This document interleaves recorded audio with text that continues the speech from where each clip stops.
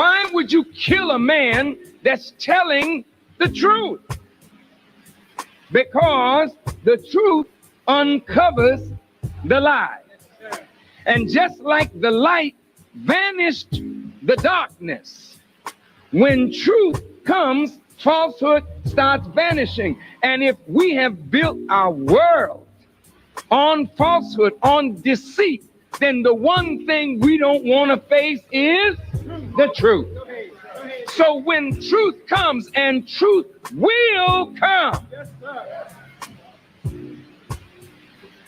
just a matter of time. No liar gets away. You can deceive for a while. You can hide your wrongdoing with a lie, to camouflage, to deceive. But sooner or later, truth is going to come and uncover by discovering. Why would you kill a man that's telling the truth? Because the truth uncovers the lie. And just like the light vanished the darkness, when truth comes, falsehood starts vanishing. And if we have built our world on falsehood, on deceit, then the one thing we don't want to face is the truth. So when truth comes, and truth will come, just a matter of time. No liar gets away. You can deceive for a while. You can hide your wrongdoing with a lie, to camouflage, to deceive. But sooner or later, truth is going to come and uncover by discovering. Why would you kill a man that's telling?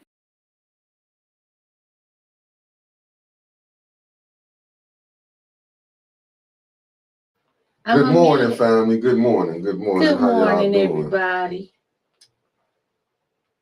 I'm going to get my good mornings in while I'm sharing. Let me get a line up. Let me say this to y'all. Salty Chef, good morning. Salty Chef, you've been Renee waiting since Jackson, 8:30. good morning. Wiz Nerd, good morning. Nancy Adams, good morning. Jasmine Beasley, good morning. AJ Cat, good morning. Oh, it's going to be some turbulence today, RJ Cat. We got to deal with the madness started from yesterday. Who's flying the plane today, Oh, Mickey? I'm going to fly this joker. Kathleen King, Sis Audrey Muhammad, good morning. Christine Brown, Red Snapper, good morning. Chi, good morning. Tony Sims, Spring Heron, good morning to everybody that's in the chat. We about to go ahead and get right to this.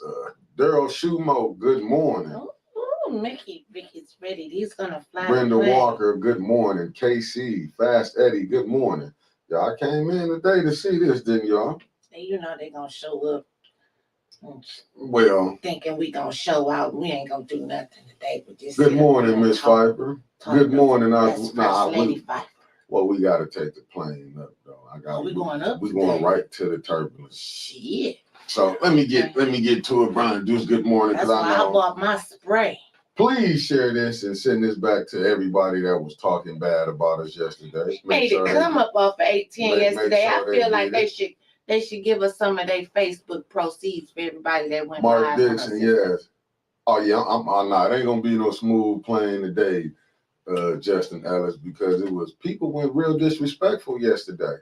So we got to deal with the followers first. Let's you want to go ahead and get to the followers. Yes, let's deal with the followers. Mm-hmm. Hey, how you doing, Linda Flowers? How you doing, Carol Marshall, Yvette Bailey? Good morning. Kevin Earls. Good morning. Now let me go ahead and take this plane because some people went out in space, so I gotta go hop on the plane. This one we going out in space with them. This my partner, and I'm gonna stand by him. Okay, now let's deal with this first one. Let's deal with the struggle cast. Which one? The struggle cast where they was calling you out your name and everything. Oh my God! I got called so many bitches last night, Mickey. It made me feel. I don't know. I'm always getting called a bitch, so. Yeah. But it was just a point or two. They was some bitches calling me some bitches. So let me tell you what happened. So yesterday, which we're gonna talk about it, we're gonna get into it later. I see everybody on here. Good morning to everybody. But we gotta. I just want to get to the. Okay. You notice anytime anytime somebody come at 8:10, you know what I'm saying. You know when somebody come, you have these bandwagoners. So he thought his struggle cast was gonna get some views. He got 3 views. Yeah, he had 3 views. You know, he been doing this for so long that he only get 3 views. Yeah. You know, so and he said she come back at me again. Motherfucker. I'm going back again at her. Listen, let me tell you something, Snowflake. I'm really giving you too much time by just breathing and talking your name. But you was really disrespectful last night. And let me tell you where my problem was. Let me give you some content for another show that you can do today. My problem with you was, it seems like every time something, you prey on 810's downfall, like every time something happens with us, you want to jump in on the bandwagon, okay? And so Miss Leela did a video, which we'll get to that later. But then in that video, can I get an interview? And I said, you know what? You just keep mess going. And you said, I'm the queen of messy, which I take whatever name y'all want to give me, I take it. But on your shit too. You weren't thinking about interviewing her last week until she started talking about 810. Here you come. You and old mushmouth Rich Jones. Y'all want to start talking about y'all want to do an interview with her. Listen, it's apparent you don't have any friends. Because if you did, they'll tell you, your podcast ain't worth shit. Your content ain't worth shit. You don't know how to interview. All you do is sit up there with that cigar with no teeth in your damn mouth, thinking that you the king of whoever. But I got something for him though. What he can do. This just an idea. Clout chasing. That's exactly right. It's just an idea. It's an idea. But don't come up on my damn name. I'm finna tell them what they could do with idea. Trade their phones in and go get beepers. Maybe you was probably doing better when you had the beeper. Because back in the day. Yeah, because your podcast, you need to. They really need their phones for talking and texting. So the only thing he could do. That's just my opinion. Last night was call me, you're blonde bitch, you're big bitch this, and all you 810 bitches. Shout out to Michael Clack because he had this. Oh yeah, for sure. He had this brother bitch's Clack. back. Yes, brother Clack. Bitch this, bitch that, bitch this. But it's so funny that you call me a bitch, a whole woman, but when the men be calling you, you bitch up on the phone. You know what I'm talking about. If you don't, I'm sure it's a recording somewhere where a man calling and checking you, and I know her. They just want to be me and Mickey, and I get it. And hey, how you doing, Miss Martin? I get it, cuz. I get but it. Now, right, and that's Angie Mack. Who exactly? Who? Because don't nobody know. Now let me get to. But we are addressing it. Go ahead. Now go and get you another show today where you and Mushmouth can go live today again with something else. And now I gotta address this with the Black Lives Matter. The Black Eyes Matter. Black Lives Matter. Black Lives Is it Matter. Black Eyes Matter or Black Lives? Black Eyes. Black Lives. See, you messing with me. You said Black Eyes or Black Lives. We trying I'm to get it right. wondering why Black Lives Matter got a black eye, on the organization in Flint. But I understand what the president doing. Okay. I get it. Okay. He's more worried about shows and sharing. So I hope he shared this show. And then saying, that's why I got my spray. Bitch, be gone. And I couldn't believe the post said about people lying. Y'all lying. We're gonna address the lie. Maybe you're gonna write a letter for us. Yeah, the letters are coming. Them letters are coming though. The letters are coming. The letters is on the way. But folly. So and thank you, Kathleen King. I heard you was over there battling with Kathy King. I heard you was over there had a sister back too. Thank you, my sister. Thank you.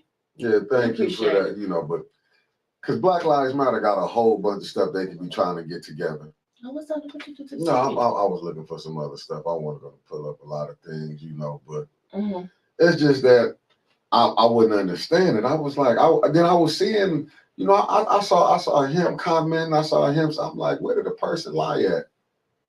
I'm still trying to figure out, but it's a lot of stuff going on in Flint, but they more worried about what 810 doing. And we gave them Thursday last week. Thursday. For his show. Because, his show be struggling. I didn't know y'all talked about it Thursday. No, I said, no, we gave him. Remember, you didn't come on Thursday. Right. Because, you controlling the 6 o'clock hour. Oh, yeah. So we gave him a free pass. Free pass. Yeah. We gave him a free pass. And why people want to know why we so relevant, we wouldn't be here if y'all was handling y'all business. I mean, I say the same thing all the time. Y'all make us relevant. Not that, because we just shine in the light. I got into this business to tell the truth. Let me tell people. She said we're freezing this morning. I don't know. Maybe that's the area you in, Miss Eleanor, because it's working okay on my phone. Huh. Yeah, and I do believe you. Ty, that's another one. Ty, baby, I don't know. Oh, yeah, Ty was. I ain't talked to Ty yesterday, but Ty came out swinging. Yeah. Ty was listening to the podcast at first, and she was like, okay, this is deep, because I was just watching the comments, because I was like, damn, this many people is waiting on 810s now for people I didn't even know was interested in politics at the just comment. Hold on, Melissa. I'm gonna we gotta get the small fries out there. Really the bandwagoners, anytime 810, Clout, anytime 810. When they see 810, when it was 810, anytime they want to jump on. But you never see the activists out here at all these fighting that's going on that for the people, the bundle houses. And they out here today watching. I hope they're watching. Go back and report back. That's what y'all good at anyway. Shit. So basically, I was thinking, I'm like, I'm on here lying. Then I also saw the vice president. So who vice president of the school board? Oh. On his post. I said, vice president of school board. Who's that? Joyce Ellis McNeil. I'm gonna say names. You said his post, so I was on DeWine post. It was on the president of Black Lives Matter. Okay. So DeWine made a post about us? Yeah, made a post about us. So everybody's just capitalizing off 810 yesterday. So if you put 810, then you get some views. I got you. Yeah. Haven't you noticed that they had to put 810 on there? Hey, let me say this. Thanks for the free promotion too, because they were sharing it. I heard that video got up to 2,000. Man, I'm like, damn.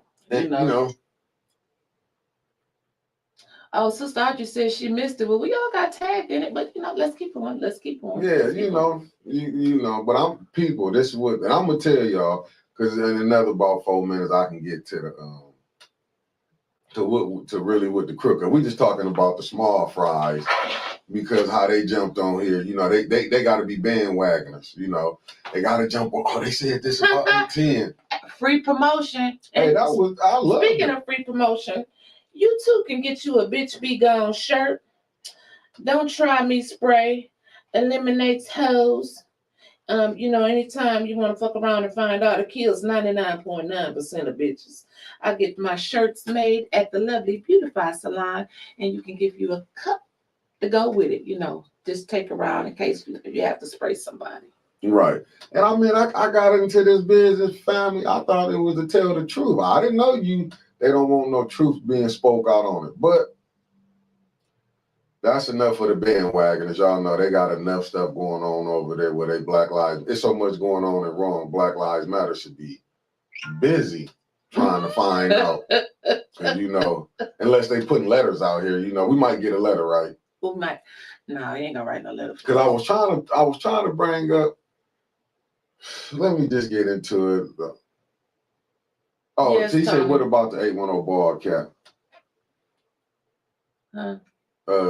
Kenneth Miller said, "What about the 810?" We finna have them in a minute, family. Oh, we get so much stuff. They keep me. I mean, people keep me. And I have to address, and I do got to address the elephant in the room. Because I saw. And nobody in here but me and you. What the fuck you talking about? Oh, most definitely a threat to the establishment. Brian, I'm gonna be honest. Oh yes, we're a threat because that's what all this came about. I had to do some homework last night, family. Let me tell y'all something. I ain't did no homework in about 20 years.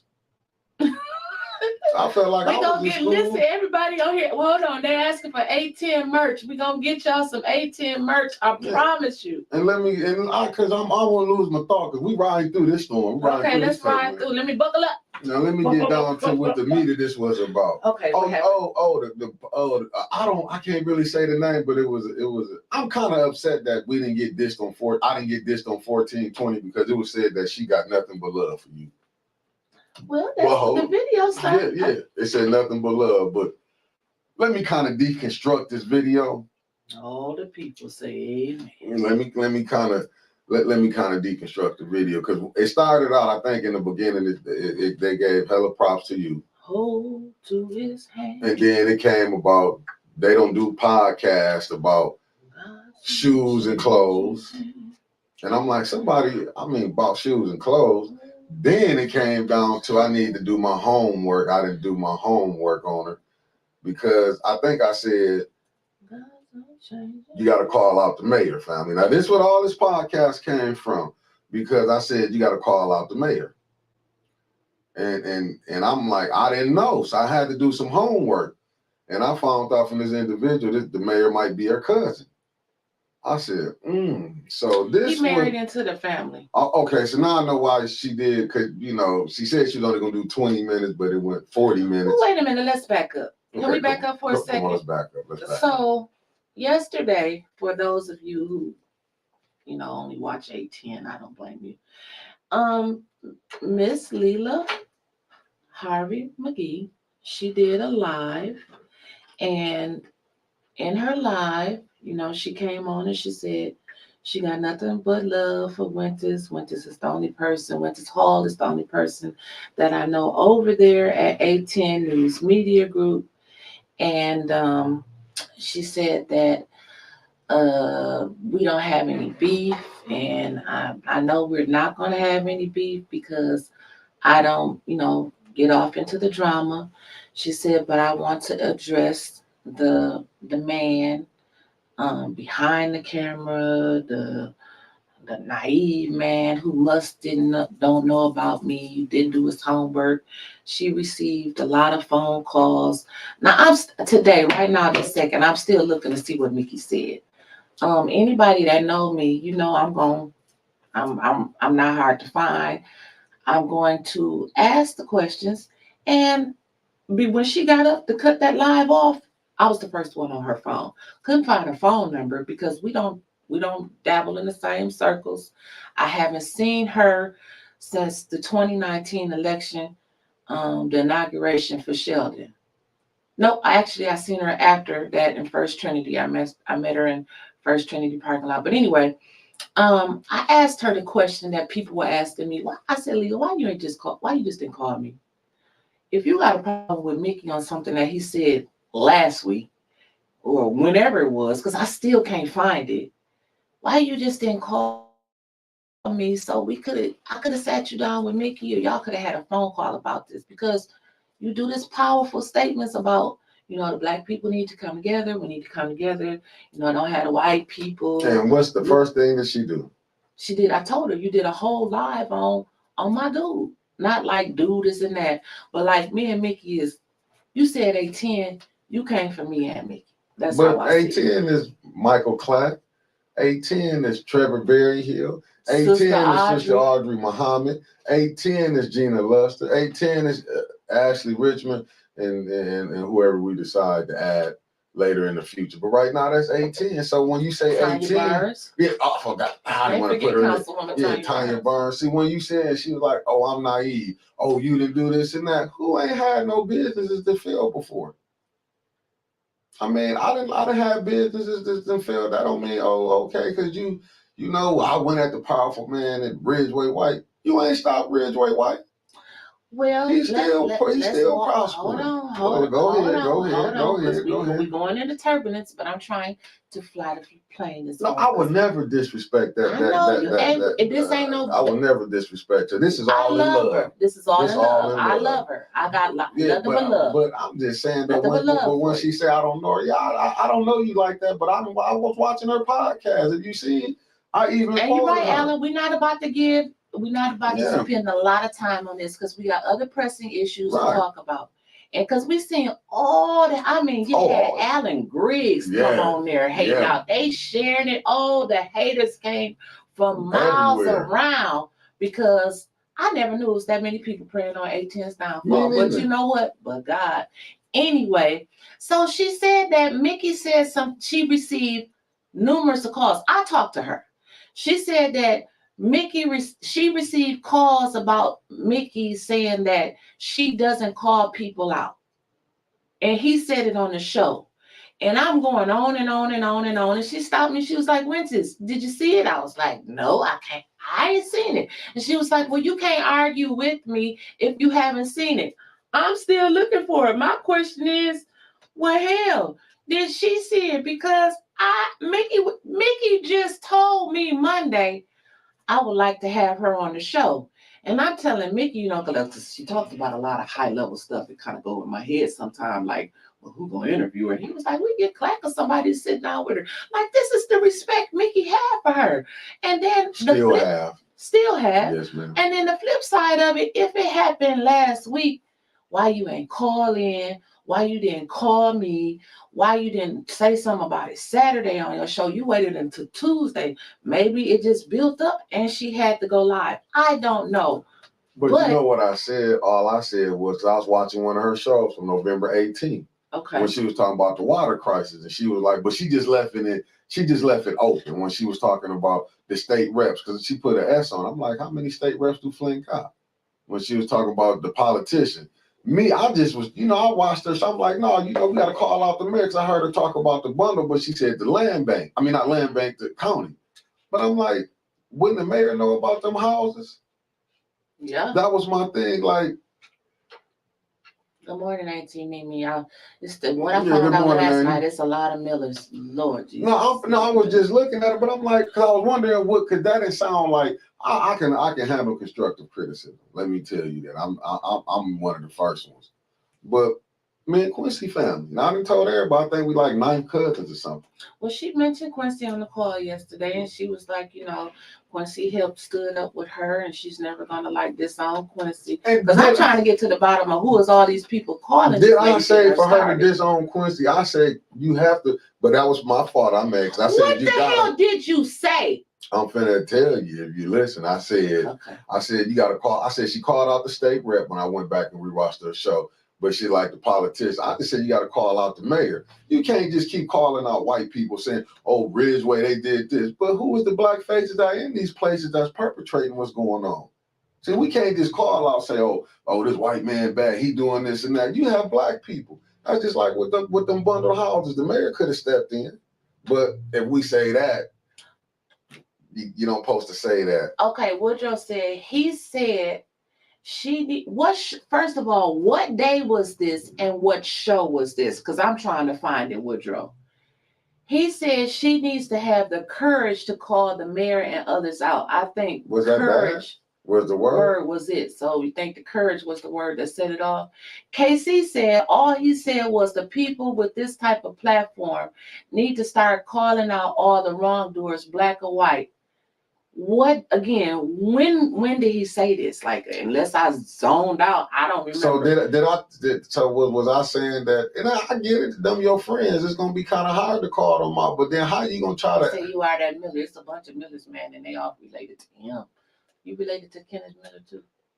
Probably so. It's a bunch of y'all shit. But this was my thing. I'm like, I mean, your accomplishments. I mean, you took down. She said she's a liberator, right? Look what's going down at council right now. You got Eric Mays trying to be suspended. Jerry Winfrey Carter, they won't censor. Tanya Barnes, help them, liberate them. You talk to Quincy, you can't get his mind wrapped around. They say, hey, Quincy, some of this is that. That's all I was saying. So you wasn't speaking ill. You don't even speak ill. When they came in and started talking about A10 being messy, I'm sitting there like, what I done did now. Even when I walked into Beautify last night when my homegirl did my shirts, do our merch and stuff, they thought it was me too. I ain't gonna lie, I think Kenya and them thought it was me too. But I said, damn, it wasn't even me this time. I didn't even say shit. And Mickey just said, Mickey don't even talk about people. Yeah, some intentionally. I mean, I know some things. I'm gonna be out. No, fam, I'm not gonna give her no more time. But I just had to put that because I seen, the views. I seen people I know was on it liking the post. I didn't see it. I'm like, I was like, wow, you know what I'm saying? They over here liking us, but they over here loving that. But that's cool because light and dark can't dabble in the same place, and soon they'll be exposed. But it's cool. Yeah, I mean, but you know what it is. It's like you see what's going on. I'm just still waiting because liberator. Well, can you put KC comment up there? Come on. Yeah, I mean, because she valid my point. Everything I was talking about, she made it valid. KC says, I remember it, but you probably don't remember because he wasn't talking about her in a bad way. It wasn't about her at all. Mickey actually said he was watching her show, so I don't know why she was so bothered. She was, because you get, like she said, she told me on the phone with me that she received a lot of calls. That kills me in this day and age. All these grown ass people just running back. They waiting for 810 to say, oh, they talking about you over there. They talking about you over there. So I don't really know what they done told her to think that Mickey was talking about her because she went on to her list of accomplishments. Yeah. And I'm like, I know your whole story, Lila. Like, I know everything. So I was watching the shows 2 years ago. I remember doing the fight. I remember when she did she broke down about what's the grandfather name? Me and Tony, my brother Tony. She was going in on she had did a thing about the moms. A lot of gossip. Yeah. Well, she did something on the damn, I can't. What's the grandfather name? Mott. Charles Stewart. Yeah, Charles Stewart Mott. She was doing it. I liked some of the stuff that she was doing. My thing was just. Oh, they got my cousin from Alabama watching. Hey, no. My thing was, I'm like, you got to call the people out. You can't just keep saying. It's tripping. Yeah, you can't. You can't keep saying, oh, the white people this, and that. I'm just saying, let's just go with logic. Ridgeway white stuff ain't stopped. We ride up and down Saginaw Street, out in Beecher. I understand she was trying to create a Black Wall Street. Angie Mack, what did Angie Mack say? Angie Mack said, but she's can you put that up there? Because you know my ass can't see the one right there. You. But she said she listened with clarity, but she still never said what exactly he said wrong because she can't. What the next one say? Mickey, I'm so sorry for not paying no attention to what she said about you. What about her and her partner in the snake pit with the powers that be, like the first Mike Brown? Schumer said, I watched it. I didn't know what the hell that was about. A lot of people didn't. Yeah. Sister Audrey says she did come in messy in the past. Yeah. Well. I mean, listen, we in media. I'm a media outlet. I got so many calls about, and I'm like, I'm not gonna come on here and go back and forth and tear no sister down or we tearing down. I really believe. All love. Yeah. Listen, I hope whatever her future businesses is, she succeed in them. Successful. So yeah. I want to see everybody succeed, but not that you're gonna take. You made a whole post about 810. Live, baby. Yeah, and we only did 20 minutes. You said I was only 20 minutes, but went 40 minutes on it. So that But one thing I told you this last night. With all the views and stuff she got it. I remember when Lita said that she was gonna go after Joyce McNeil and take her bikes and stuff. And I called her that day. I was like, man, you got all these views. She was like, I don't do things for likes and views. Like, I never had a problem with Lita, and I don't anticipate a problem after this podcast. I just don't know. I've never heard Mickey's not a disrespectful type. So I think all the people that was calling you, Lila, they did it out of, because we couldn't finish our conversation yesterday because she had to go into a meeting. And I think a lot of people that was coming back, they was doing a lot of egging you on and probably adding on a lot of stuff that Mickey didn't say. But she told me she watched it. But I can't find it. I'm telling you what I know. Was I here? I don't know. I mean, I was looking at so many of them videos. I'm not finna go back and watch all this over again. Hell, I know I ain't saying nothing that disrespectful. I wouldn't have told her to come up, trying to get her on. I even quoted one of the things one of her posts I got off my Reese Davis page when she was talking about as far as the lead water. So I'm like, I'm looking at it, and I see her. I'm like, my only thing, 'cause I was watching. It's like I said, it was off her show from November 18th. My thing is, yeah, you can blame the state, but you still have to. Okay, you want to blame the county for the houses, but the mayor would have insight on that too. Okay. He could have put 1.2. That's my thing when you got to call them. I think what it was she took it as me saying, "Oh, you got to call Quincy." You do have to call them out. She got offended, like I was telling her.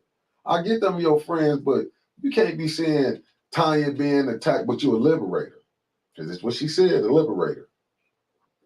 Where's Tanya liberation at from Eva Worthy? Where's Jerry Winfrey Carter? Look how they doing right now, city council. The mayor could easily say stop that nonsense up there, but are you gonna tell her? Can you if you're a liberator, you gotta think. You say to Martin Luther King, to Malcolm X, look who they was battling with. I mean, I got man, a lot of people gave me calls and was trying to, saying this and that. I'm like, I don't really work like that, but I did have to address it. Okay. And with love. Yeah, and it's nothing but respect. Nothing but love and it's respect. Not respect from the sister. Love. Because we can't do this in front of white people, as she said. We're not going to do this in front of any people. Going back and forth. That's not my MO. I mean, that's not your MO, but I will get down in the dirt if I have to, but I have no reason to get down in the dirt with Miss Legal because we don't run in the same circles. I have no, like she said, nothing but love for me, nothing but love for you, baby. I got nothing but love for her. I was watching her show. I just found it. I can't go that far. I just found it kind of messy when I saw some people that was sharing. Oh no, Wiz, I know the mayor's orchestrating this because that's what. Because I said to the mayor, I said somebody. Let me tell you. Now, here's where it comes in. Let me tell you who I think made the phone calls. Now I told her. I said I know AC called you. She said no. Winter said it wasn't AC. I believe it was Quincy, and I know that damn Snilly had something to do with it. But if Snilly didn't call her, he called her through Quincy. I put money on Quincy got something to do. I bet you he made a phone call. Go back because he hearts the shows that he watches. Yeah. And did you see the comment? He made a comment. You ain't in the clip, this and that. I'm like, Quincy. I don't read his comments. That was on that post. I was just like, I was baffled. But I said, I can't believe Quincy. And I mean, that's her friend. Yeah, and you going along with the people from Alabama. You going along with that $2 million garbage deal? You going along with because she was mad with Ridgeway White now. Mm-hmm. She said she took on the most powerful man in Flint. Mm-hmm. That's what she said. I'm agreeing with you. That's what she said. That's what she said. She ain't win that battle. Ridgeway ain't stopped doing what he doing. If you go see her cousin, the mayor, he over Marion. He over there. He donated another $1 million to Burston, right? Yeah. But he couldn't put no $1 million over there. But the houses with the 100, what was it? Them 200 some houses was 160, 90 that was for Flint. I don't know, child. No. And that's what I'm saying. These people be dealing with these people and be acting like it's all right. You can't call them out, go along when you seeing taxes steady going up. You seeing council people getting censored throughout. 18 is here for that. Well, okay, so you breathe? We're good? Yeah, we're good. Oh, we're good. It's all in love. So anyway, in other news, child, let me tell you, so enough of the distractions. Let's get down to business. Let's get down to business. So today at 5:00, they have council committee meetings, finance meetings. Here we go. Because I don't think they want to, me personally, I think council want to do away with committee meetings. They ain't had none. Right. They don't really need them because they're going to pass every damn thing anyway with their 5 votes. At 4:45 today, and I received a couple texts from council people, and they were a little upset. And I can see why, because when I read it, it said that they wanted, let me read it for you. Let me read it for y'all in case y'all didn't get it. Let me tell you what they want to do. And while I'm reading this and finding it for you, I want you all to prepare to be at City Hall today at 4:45 peacefully. And it may not change the votes, but y'all need to start showing up and for yourself. Y'all need to see what's going on. And I'm talking specifically towards 1, 5, and 6. But before I get to this, one more thing. It was a house being fixed yesterday. Miss Williams, Lalicia Williams, because she was trying to get posted in Flint politics. She wants people off of her and her daughter. Let me tell you something, Alicia. You talking about your blessings and all of this stuff because the roof got fixed. I said it's one house that was being fixed. I'm counting the number of roofs being fixed. I'm not counting your blessings. I'm glad your daughter or whoever got the roof fixed. So let's make that clear before you want to do a live too. It ain't got nothing to do with you. And I'm tired of everybody trying to do these lives off of 18 and shit, get on my damn nerves. But anyway, let me keep on going with what's happening. But it helped their shows. Well, you when know they what? mention 18. We're gonna start. If y'all want to use 18 in your line, start paying us. Public notice, it says special city council meeting. Pursuant to Act 267 of Public Acts of 1976, Open Meetings Act, and the Flint City Charter, notice is hereby given that Flint City Council will hold a special city council meeting. Now remember, committee meetings supposed to start at 5, but they're holding a special city council meeting today at 4:45 p.m. in the city council chambers, 3rd floor, to consider the following resolutions. Now, I've been up here for 7 days wanting them to bring a resolution talking about grandfathering and people taxes. Here's the resolutions they come up with today. A resolution to suspend council member Eric Mays for conduct unbecoming of a city council member. What did he do? Breathe? And then the second one, resolution censoring council member Jerry Winfrey Carter for conduct unbecoming of a city council member. Resolutions, both of them are to be determined. And this was called for by Liddell, president, and Candace Mushout, vice president. Ever since Liddell then took on the title of president, all she want to do is throw damn people out. What about the residents, Liddell? Y'all need to stop this personal ass beef that y'all got going on, bringing it off of social media into the council chambers. This ain't got shit to do with the residents. This ain't gonna help nobody get their roof. I want to see other people like Alicia Williams' daughter get their roof fixed.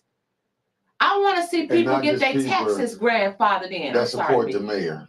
Huh? Not just the people that support the mayor, because Lisa Williams is a supporter of Mayor Nevians. Yeah, but see, I wasn't gonna go there. I wasn't gonna say that she went to Chris Martin Church and all that type of stuff, because it may not have nothing to do with her. Because she said that her daughter had put in her habitat like a year and a half ago, and she just got her house fixed. So I don't know, what I'm saying, I wasn't gonna go there doing all that, went to speculation, but it's put out there now. But anyway, this has nothing to do with the residents. This will not help residents in any way. Matter of fact, you want to silence the 1st Ward's voice. You want to silence the 5th Ward's voice. And then last week, you tried to silence the 6th Ward's voice. So are you trying to be this big, bad, macho president? If they don't, you don't like what they say, every meeting we got to see who's going to be censured. Are you trying to scare them with bully tactics? Because that's what it seems like, you're being a big bully. The phone lines is open. Because we only got a few more minutes to Dr. Padroni come on here. The 810-207-5058. Let's talk about it. I need, even if you don't stay in Flint, because the majority of y'all on here that be talking don't stay in Flint anyway. But y'all support Liddell. Show up and support her. Y'all support Eric and Jerry. 1st, 5th, and 6th wards, y'all need to pack City Hall today. Look at them. I'm not saying that it's gonna change their vote, because Dumb and Dumber was, when they was on their podcast last night, they said that what's that gonna do by having people show up? They got their votes. Well, you know what? It'll show support. That's what it'll do, dumbass. It'll show support. The caller to decline. Press the call will start at the beep. Caller, you are on the air. You've been bumped in. What's your name and where you calling from? Good morning. I'm calling from St. Louis. I'm calling because of the meeting today. And, that's a daggone shame. The council people that they have on council that is trying to help the people, the 5 is just as mad as they can be. They'll need to carry her ass back to Yes. Quincy needs to stand up and be a damn man. Well, what is that woman? Candace. The one that wants to stand up to Tanya. She needs to take her ass on back home, just like the other one. Keep it working. And Candace, I want to be nice, girl. Please don't sit your ass down some damn way. That's my thought. And thank you for your thank you thought. for bumping. Well, thank you. We appreciate you. It makes no sense. Right. People are suffering and feeling, and they are taking advantage. Yes. Mm-hmm. Yes. They are taking advantage. And the people in Flint, y'all need to wake the hell up. Like this American on TV, wake up, wake up. No, y'all need to wake up because he's doing a whole bunch of shit. And y'all not getting nothing. Get it out, baby. Get it out. How many more years y'all gonna have to go and not have nothing? Right. They on 10 so far. And it makes no damn sense. Mm-hmm. I'm not even from Flint, and I'm sitting here pissed the hell off. Yep. Yep. The people like them. Yep. You right. That's all I have to think of. If I say anything else, I'm going to really be cussing, and they're going to be more than what they are. All right, baby. All right, well, thank you for bumping with us, baby. You're welcome. Bye-bye. Bye-bye. Press 1 to start the call or 2 to decline. The call will start at the beep. Caller, you've been bumped in. What's your name and where you calling from? Renee Jackson. Hey, my girl. Wendy. Hey, Nikki. Good morning, Miss Renee. Jackson. Yes, Lord. Yes, Lord. I'm not from Flint. Y'all know that. Yes. And I started off watching this thing, and I started off watching this thing called, I think, Flint After Dark, and I read in the guys was talking about, I hate that happen. But one thing I can say that I like you all, and that's the problem. Y'all putting the truth out. Y'all always know our mother told us the truth hurt. So And you know that. only hit dogs Y'all holler. never do it with it. Let these people turn out against one another. Right. I'm gonna support y'all. I don't know how. I'm old school. I don't know how to do that. Cash out and all that stuff. I just learned this Walmart spending money. I know that. Mickey, you gotta get me some kind of way to be able to support the channel. I will, ma'am. And if I visit anywhere close, I'll be at that council meeting because I hate. Y'all don't know. I am hurt the way I look at Mr. May's face. He's hurt. Yeah. And they don't care. At all. You know, They don't care I'm at all. gonna move there. I'm not coming. I'm sorry. I can't do it. Oh, I'm sorry. Flint is a lovely place, but right now it's too much going on. It's too much going on, and I got too much going on with me. I'm sick and all that, and I've been got down there council meeting and had a heart attack because I be hollering and cussing. They've been choked up with me about it. I'm just gonna keep calling. For real, I've been had a heart attack up in the hollering. I be with Mr. May sitting on the floor. Right. That's his protest. Yes. I'm not going to stay on here long, but I had to call in. One day I said I'm going to get up and call them because I be ready. Oh, we appreciate you. Thank you so much. All right, and if y'all don't hear or see from me in the morning, because I have someone passed away, so I might not be on, but don't believe me. I'm here. I'm coming back. Okay, well, prayers to you and your prayers. family. Mickey said the same. You're in All right. our prayers. Thank you. And y'all take care and let me get back watching you all. All right, baby. Bye-bye. Thanks, Renee. Okay. Bye-bye. Okay, bye-bye. And you know what? It shouldn't be people on the outside that's fighting harder for the people on the inside. Right. Again, y'all need to come to that meeting today, peacefully. And watch who they throw in front of y'all and saying these are the leaders in Flint. Don't go for that because I'm telling you, like Flint is getting robbed. What did Jerry do? Where's these groups Mays at? do? Where's the people standing up for them? Because we got their back. Well, that's what I put on the post. They got so much to say. Black Lives Matter had such a grand time sharing Miss Leela's post from yesterday. Why don't you share it and come down there today? I call for Black Lives Matter. I call for the peacekeepers. That's who Liddell a part of. The peacekeepers need to come. Surely the concerned pastors is going to show up, right? I know the pastors is going to come down there, right? I even call for the nation to come. Sister Audrey is a part of the nation. I know Sister Audrey going to be in the house. In Flint, that's my nation right there. Sister Audrey is my nation of Islam in Flint. I ain't even going to lie. I respect Sister Audrey to the utmost. And you know me and Kermit gonna be in the building, child. Kermit. You know me and Kermit gonna be there. But I'm saying it shouldn't just be the same faces all the time. When are you gonna get up off of y'all asses? All of y'all that say in Flint and come down there. Get off of this Facebook, get off of this keyboard. All of the podcasters that want to report on stuff and come down there. I don't care sending cameraman and drones and shit. Come down to that council meeting and see what's going on for yourself. You can see it on TV, but it's a whole different atmosphere when you down there and you don't know if they're going to put you out or not. When you got the police standing behind you because Eva texting them for them to watch you. Come down there. I ain't saying start no trouble. I'm not saying nobody start no trouble. Come and watch the players. Sometimes I can't say you can change a vote, but you can change your mind by looking at them. They don't like nobody looking at them. I'm telling you that right now. But people need to come down there. And what Sister Audrey say? Another call. We got the call. And I'm going to give a shout out to Art because he was the first one down there recording and give Arthur Woodson because Paul is cheating people on seeing what's going on. Shout out to you, Paul.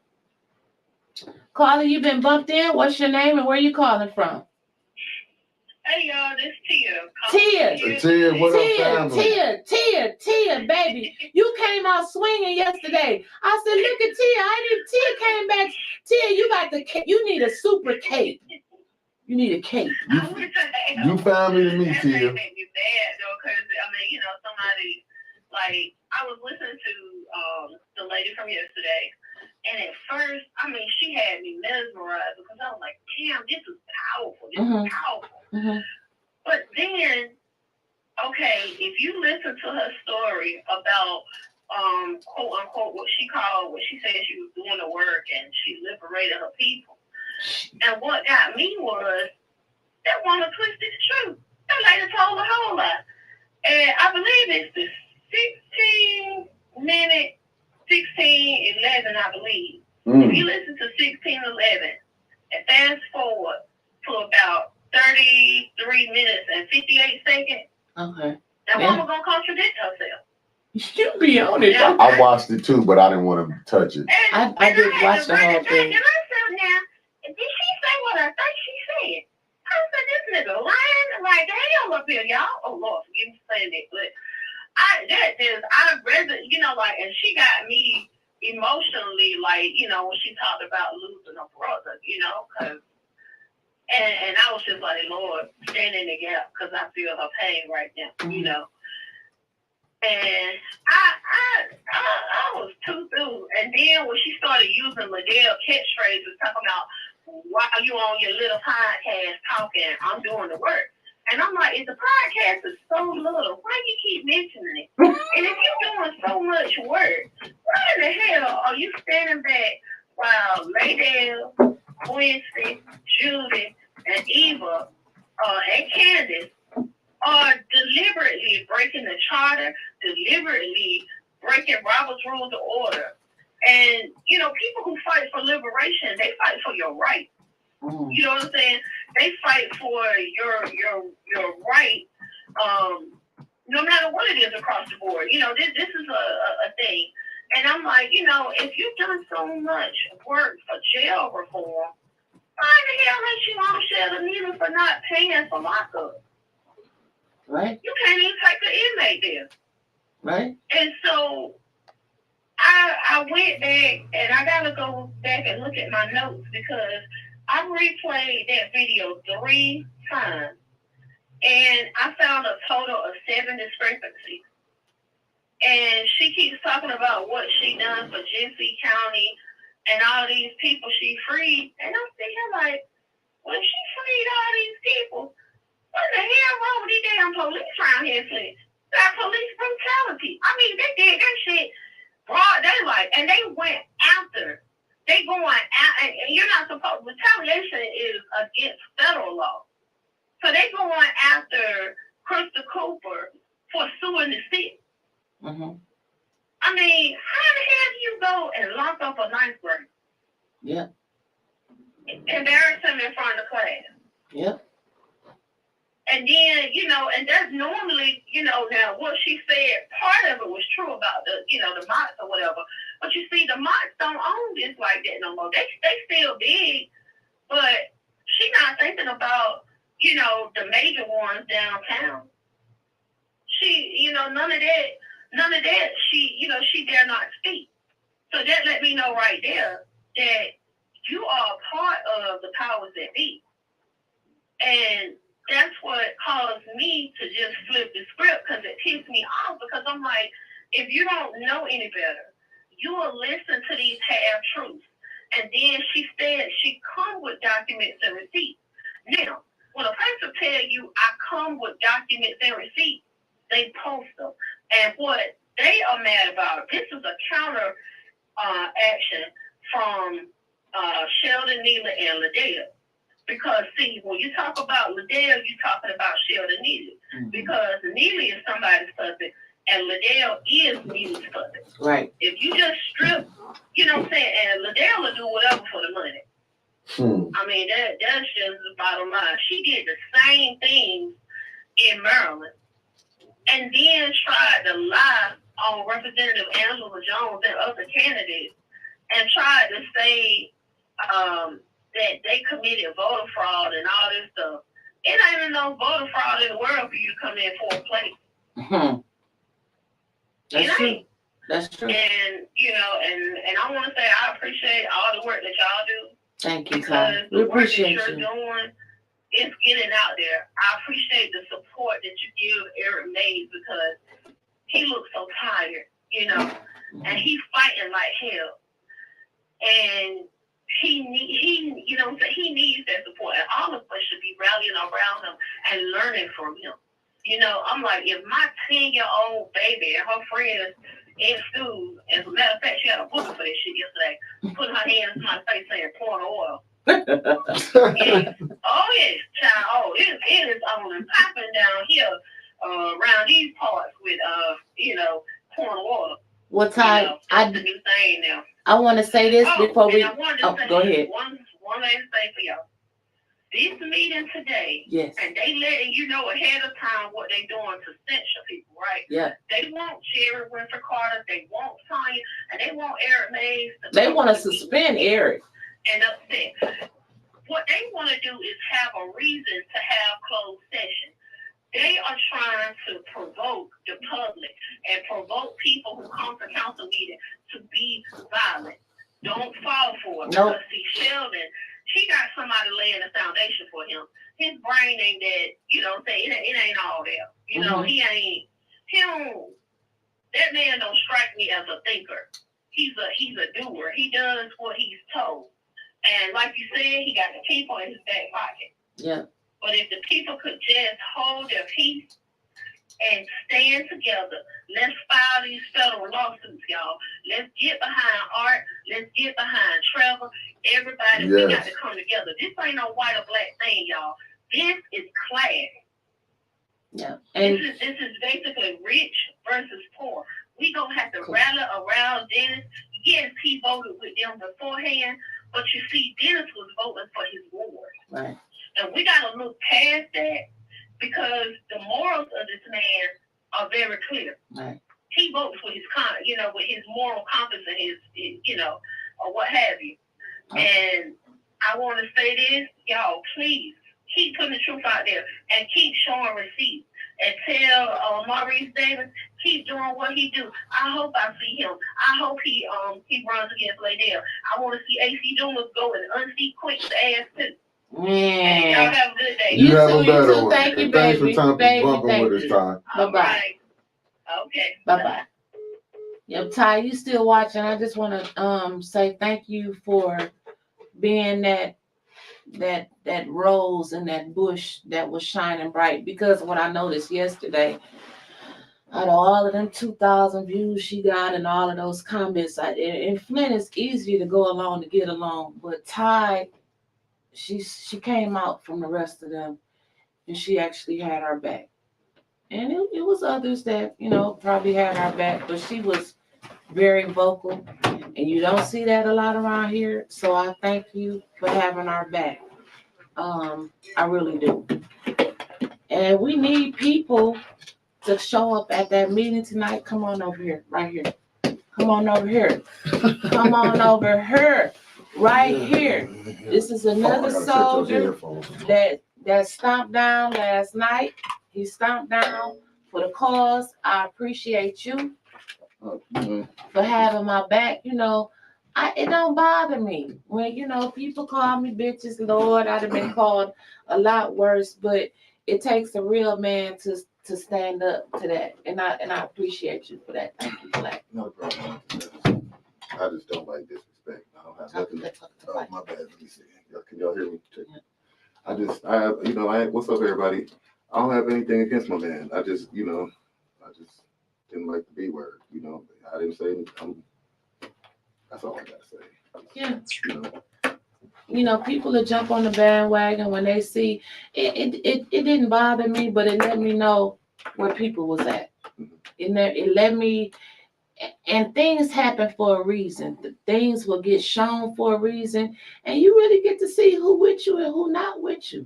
Because, you know, it's easy to be, you know, be there with you when you're winning. But when somebody coming down on you, you really see who got your back. And so, thank you, King Clack. King Clack. I'm gonna get you a gold-plated canoe shoe for your desk. Hey, that was not me. Kermit, I'm excited to see Kermit tonight. I don't know if it's anything else. Y'all got any more questions for us? Anything else we need to talk about? Angie Mack, let me tell y'all this. You're winning, and the fact that they had to use nothing to create something, let us know how powerful you truly are. Keep moving. This was only an attempt to stop you all. And you know what? I've never known Miss Leela to be deceitful, mad, attacking, none of that. None of that. I still believe that people wound her up. People can call you and get you wound up off of nothing. But as Mama would say, 2 drops in a bucket and fuck it. And that's how I feel about the whole situation. And I'm done with it after today. Now, if whoever else want to piggyback on and do lives and rebuttals, go ahead, knock yourself out. We're not speaking on this no more because I'm still trying to. I don't know what was said, and anything that was said, it wasn't said in a harmful or malicious manner coming from Mickey. Now, if y'all would have said Winters was on there talking shit, we probably would have had to replay the tape and dissect it. But coming from Mickey, ain't nobody gonna ever make me believe that this man done said something bad about somebody intentionally. It's just not gonna happen. Not on my watch. Good morning, Miss Beverly Biggs. Are you back? Will you be at the meeting tonight? If so, I don't know what we're gonna do about Omar, because if he breathed too loud, Jigsaw gonna try to put him out again. So we got to figure out what we're gonna do about Omar. The meeting tonight, Kermit, starts at 4:45. They want to suspend Eric Mays tonight, and they want to censure Councilwoman Jerry Winfrey Carter for being unbecoming as a council person. So, you know, they want them to, what did they do? They said they were acting unbecoming as a council person, so they weren't acting like they wanted them to act. They ain't had no meeting though. I know they ain't had no meeting, but I guess that anytime you don't say you do something that the Fab Five don't like, then they wanna censor you. So I guess this is what Liddell's presidency looks like, because this is the second meeting and this is the second censure. Again, if you want to impress somebody, do a special meeting, grandfathering in these people that are struggling in Flint, grandfather them on this current tax bracket. That's what you need to do. If you want to get the oohs and the ahs and the likes and the loves and the views, do that. Be that hero. But coming in every damn meeting, picking on the people that you don't like and then sit up there and holler decorum and you shouldn't do this, and I'm tired of hearing this on your podcast and your Facebook post. Leave that shit outside. Quit bringing social media to the council meetings. Come on, Clark, we gotta switch out. We're at 10 o'clock. We're at the 10 o'clock hour, so I gotta go, and I will see y'all live tonight from City Hall. Me and RL. Clark, come grab you got the center. You gotta take the thing off. Your headphones right there. How you doing, Black Dr. us out, Patron? Hey, good. How are you all? Black us out 1 second. Am I muted? It's all you, Dr. Patron. Okay, thanks a lot. I see we got Russ on there, and I see we have Clack coming on as well, if I'm not mistaken. Can you hear me? We can hear you. Can't see you, but we can hear you. Okay. All right. Will we be able to see Clack? We need to see, someone who has more of a TV-friendly appearance than me. Okay, there we go. Oh, you're TV friendly. Okay, thanks. Yes, smile. Hey, Clark. Yeah, let's go. They still calling in. They're on there, Clark. Oh, yeah. Tell them the call ins is over, Clack, because they still calling my phone. Hey, oh, shoot, hold on, the microphone. Okay, we're going to go ahead and roll now. So welcome, everyone, to the newest episode. I believe we're now on episode 6. Can I go? Are we ready? Hold on, Dr. Petroni. Oh, there you go. Oh, no. Can you hear me now? You hear me now? I can hear you. I can hear you. You can hear me? Yeah, I can hear Dr. Petroni. Okay. Y'all better keep them on 50 people, too. Okay, so we're good? Oh, look, let me say this, that the call-ins are over, so please don't call in. Oh, let me take the call. Okay, we're good. Okay, thank you very much. So let's restart that. So welcome to the 5th, I believe it's 5th or 6th episode of the show. We have a guest returning today who was with us just 2 weeks ago with Miss Claire McClinton, and that's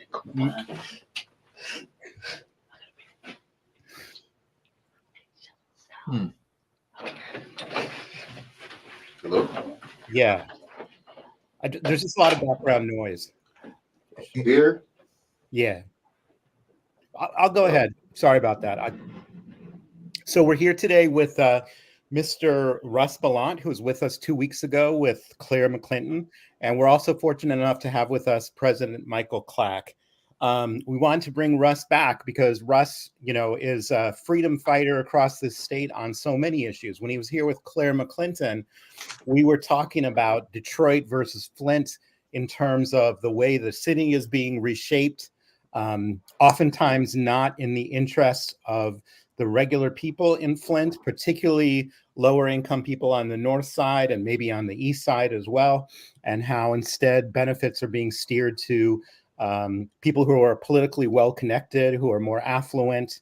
It seems that those are the constituencies that are largely served by government in Flint, unfortunately. And we saw how it was the same picture in Detroit as well. But Russ is back with us again because we just learned that the Governor Whitmer, has appointed a new head for a new board of education that she has created under the governor's office. I'll let Russ unpack it a little bit more for us, but basically the idea here is that we already have a state board of education, which is constitutionally enshrined. And that state board of education is supposed to have all powers over K-12 education. The governor has created a new appointed board that has similar and overlapping functions and that is directly under her appointment control. Russ, why don't you unpack it for us a little bit more in terms of, and maybe reintroduce yourself for people who weren't here 2 weeks ago. And after you've had a chance to unpack it and we've just talked about some of its dynamics and potential dangers, then we'll also, I would love to hear Michael Clack's reaction in terms of how this might or might not affect Flint Public Schools, given his role as board president. So, Russ, you want to take that? Sure. As you said, Tom, the State Board of Education is created in the Michigan Constitution of 1963 to have all power. It literally says leadership, and general supervision over all public education, including adult education and instructional programs in state institutions, except for higher education, institutions of higher education, shall be under the State Board of Education. It's vested, it says, in the State Board of Education. And it shall serve as the general planning and coordinating body of all public education, including higher education, and shall advise the legislature due to the financial requirements in connection with all those duties. So, the legislature isn't, and the governor aren't supposed to set the budget. The State Board of Education is supposed to set the budget. They're supposed to have complete power. This Constitutional Convention of 1963 took it away from the governor and the legislature, so that the politicians wouldn't be, setting hack policies. That's right, Russ. And let me interrupt you for just a second. Michael Clack, there's a lot of background noise there, and it's probably interfering with people's ability to hear us clearly. Okay, 1 second. I can hear y'all. Like, real good. It's like we have 5 people on the conversation. Yeah, I'm sorry.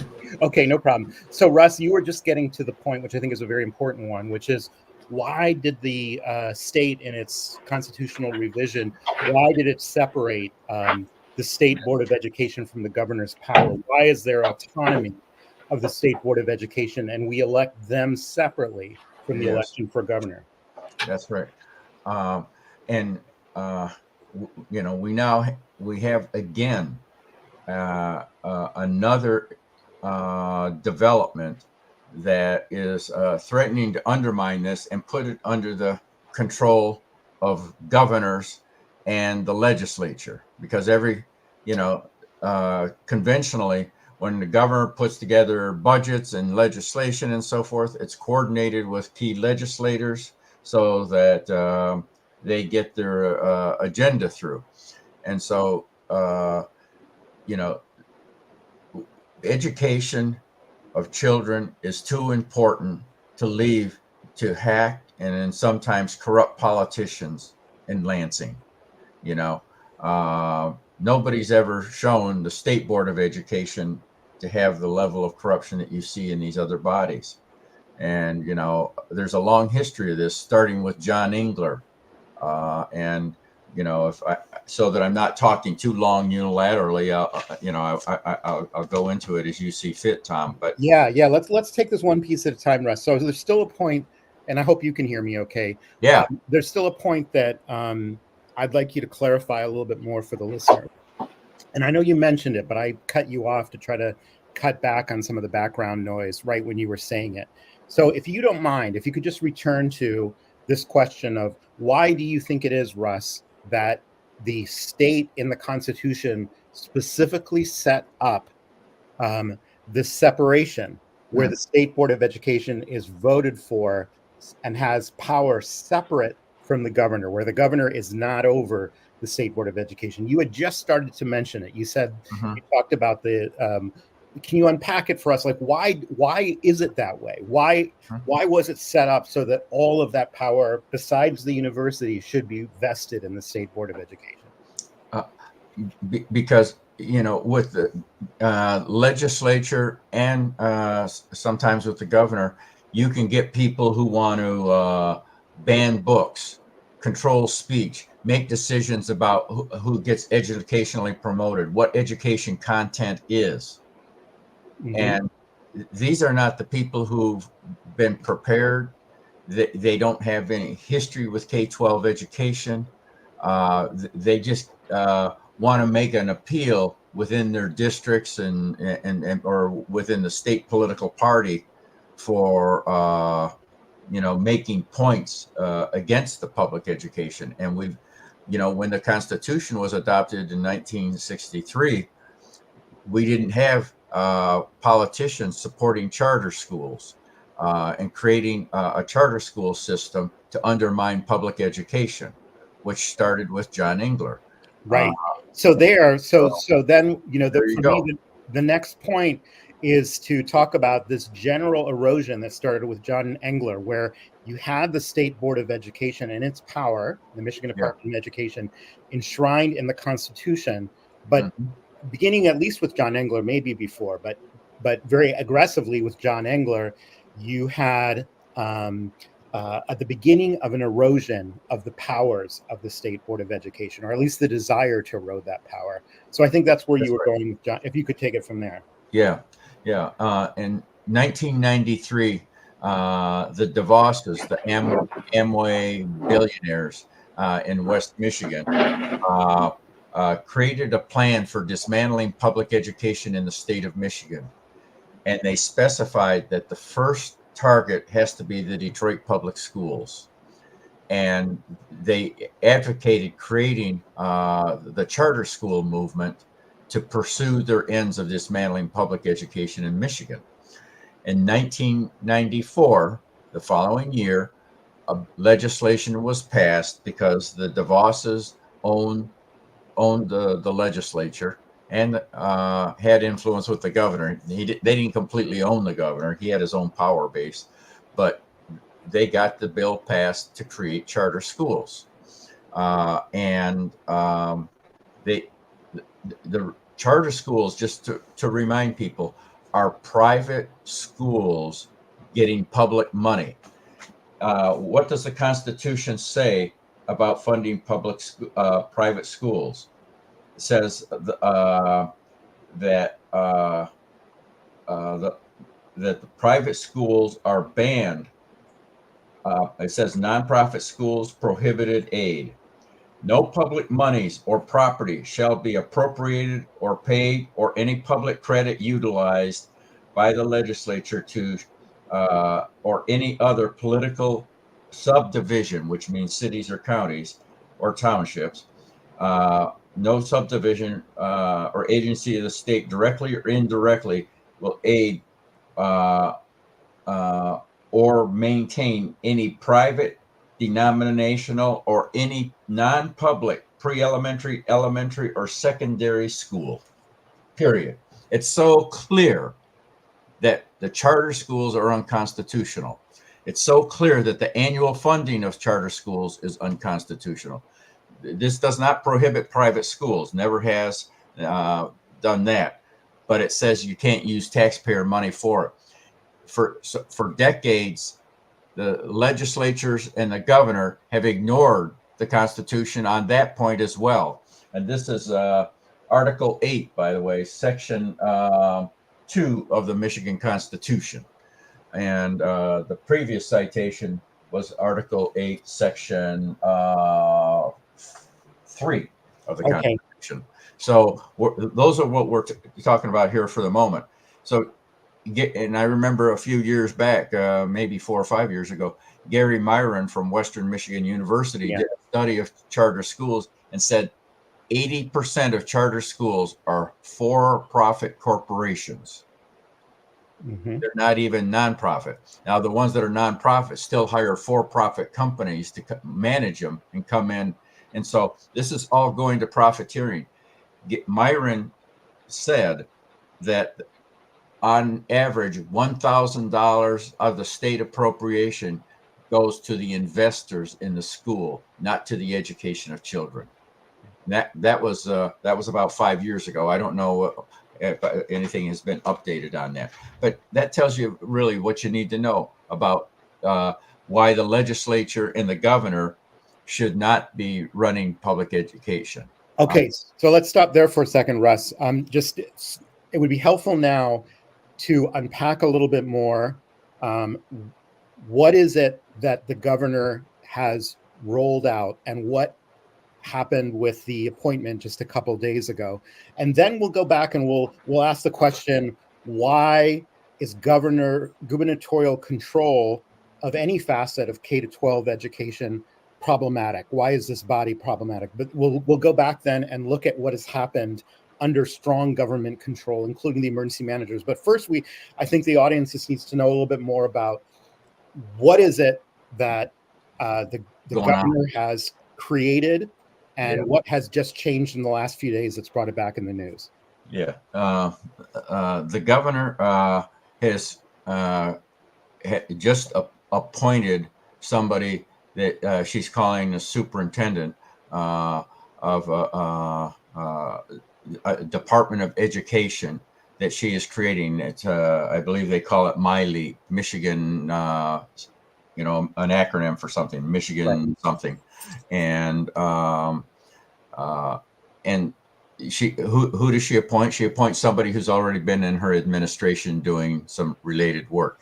This isn't like, if you're serious about statewide public education and you're looking for somebody who's real leadership, you do a search and you try to find somebody anywhere in the country that you think, like the State Board of Education. They don't just say, oh, this guy is down the hall, let's appoint him or her.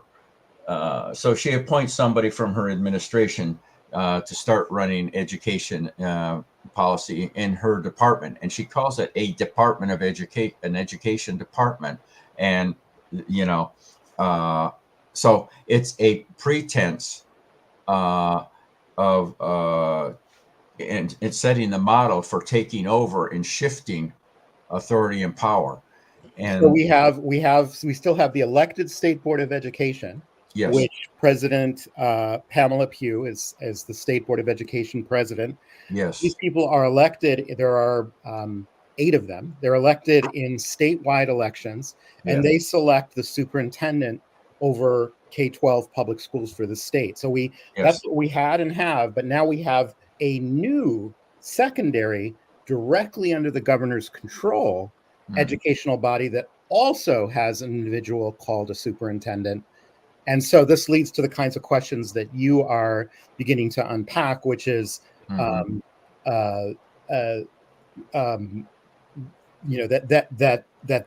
governor is trying to obviously shift control to some degree. At least that's the concern. It's probably unconstitutional, and it is constitutional, and it also seems to be trying to achieve some of the long-term goals that began, at least with Engler, of shifting power away from the elected State Board of Education.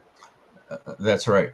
And to remind listeners, the state board members are elected two per statewide election. Every 2 years, there's 2 seats on the board, and as I recall, they're elected for 8-year terms. But it's done incrementally. This allows continuity because you don't need people coming in and changing everything every year or two in K-12 education. You've got to have have to have a long-term commitment.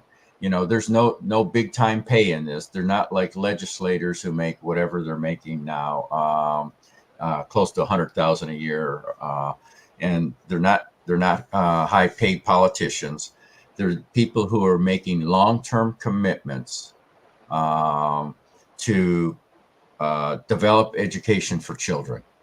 And nobody comes in being the know-it-all, but you come in and usually with background like Ellen Cohen Lipton, served as education chair in the legislature before she was elected to the state board.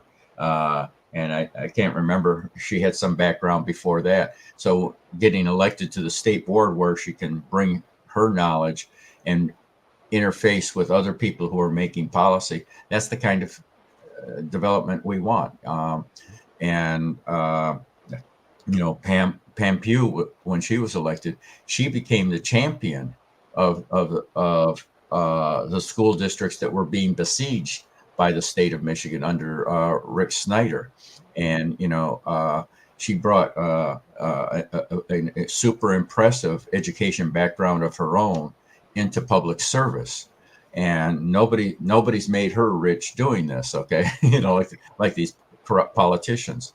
And so, upholding the state board and they have public meetings statewide. You can go on and get the links to them, and people can attend them in person.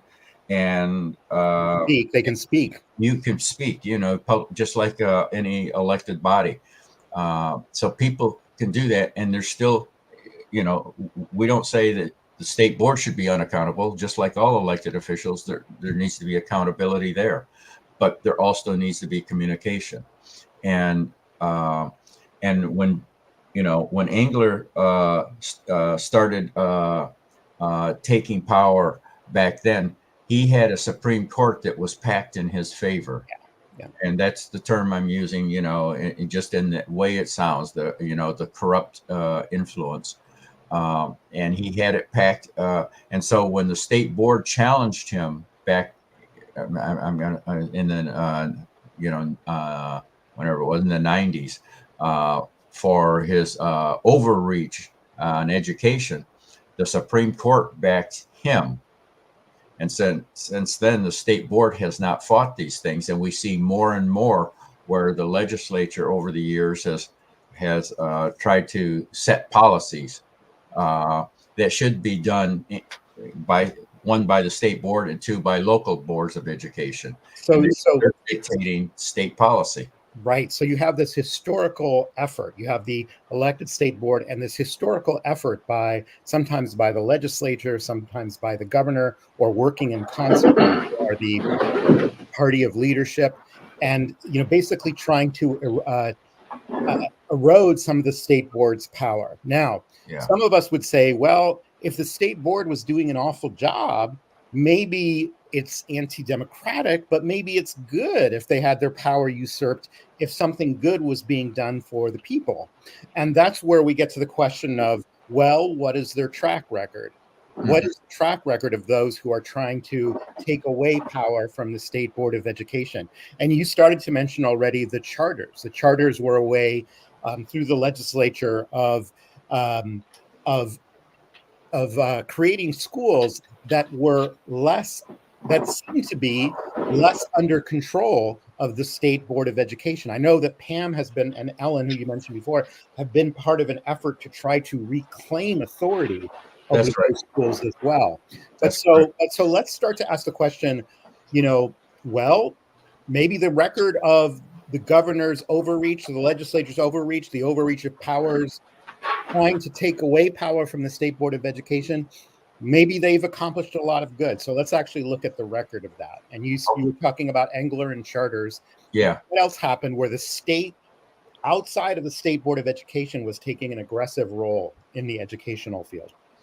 Well, I welcome that. But I first want to say, once you're willing to say the Constitution could be set aside whenever somebody thinks they have a better idea, you're undermining the foundational documents that protect civil rights, that protect people. The Constitution sets the standards for how people are taxed, how it protects retirees. It protects retirees. It protects contracts. It protects relationships. There's a lot of things. And once you start saying somebody can come along and set it aside because they have a, quote, better idea, fascism was a better idea, right? When it was, being promoted in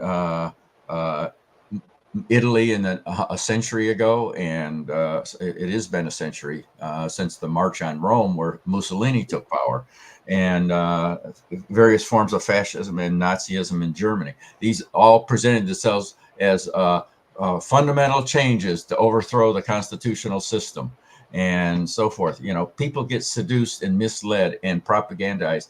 If we had a media system that could truly present the entirety of truth, where we could evaluate everything, that would help. But a lot of the way the media covers what's going on is from the politicians, and they, of course, there's some criticism there sometimes, but still, you don't get the full picture. When's the last time you've seen news reports on the State Board of Education meetings?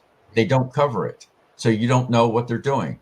That's not the state board's fault. That's the media's fault. Right. So I want to say that as a preface. So that's a really great point. Like They can't even set even that if aside. there was something great that came out of it, it's Yeah. still an erosion of constitutional authority. That's right. And that is inherently anti-democratic. It is. And that there's a right way of doing that, which Yeah. involves consent from the voters, which was not sought. I mean, you can have a constitutional convention revise, but that hasn't happened. Right. And instead, you've had this leap forward of basically aggressive claiming of more and more state control. And I guess maybe a way of putting it is that we can see in the some of the results why taking away democratic control and eroding the Constitution is a bad idea. Yes. So let's talk about some examples. Yes. Yeah. And we're going back to decades ago when I was still a parent of Detroit public school children. John Engler, as I said, put in place the charter school law, but the push from the West Michigan to dismantle Detroit public schools wasn't really a high priority of his initially, but in Detroit voters in 1994 approved a $1.5 billion bond proposal to begin the widespread upgrading of our school buildings. Many of them were 80 to 100 years old. I shouldn't say many, but too many of them were. Yeah. This is when we had 200 school buildings. The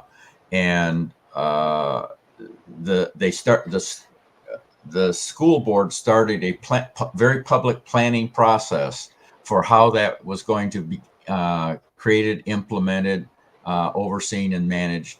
And John Engler told the school board multiple times, I want to make sure my contractors get a cut of this. I want to ensure that my contractors get a cut of this. $1.5 billion, largest bond, and at the time, largest bond ever passed. That's right. People want to argue that urban residents, mostly residents of color, some people want to argue don't care about education. And you have the largest expenditure ever. Yeah. Yeah. You have that in the bond. You had that in the millages for the schools. You had that in the millage for the library. The last time the library millage was renewed in 2014, it was approved by 75% of Detroit voters. Detroit voters have always been in support of anything that promotes the education of children in Detroit, or anything that is reasonably you can reasonably conclude will promote education. Yeah. However, John Engler doesn't get what he wants.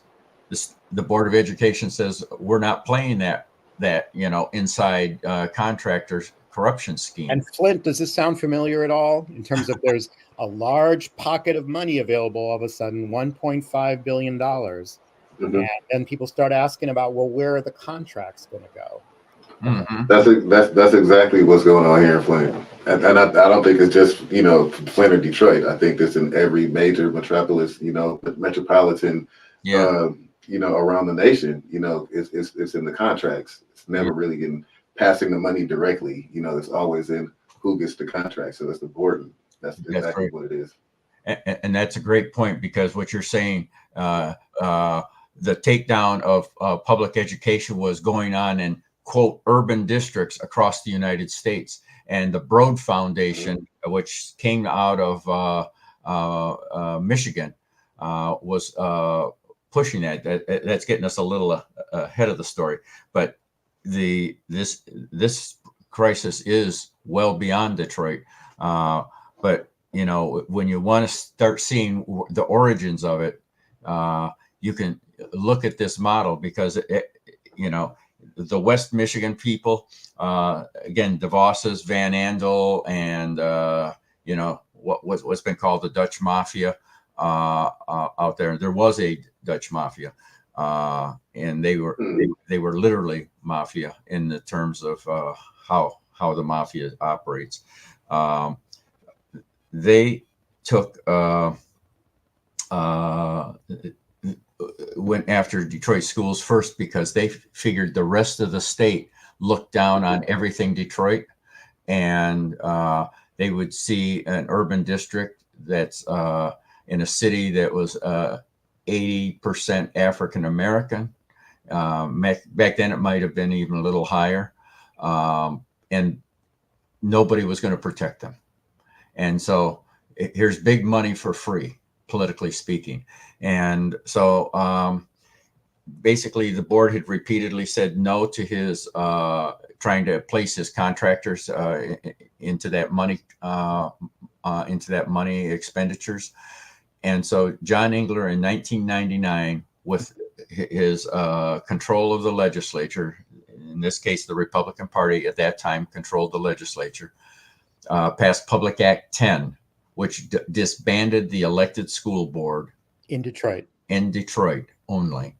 And they put together what they called a CEO model, which means a one-man dictatorship.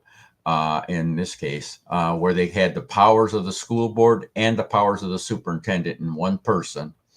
And they put somebody into that position that was under the control of Engler, or under the influence, I should say, of Engler.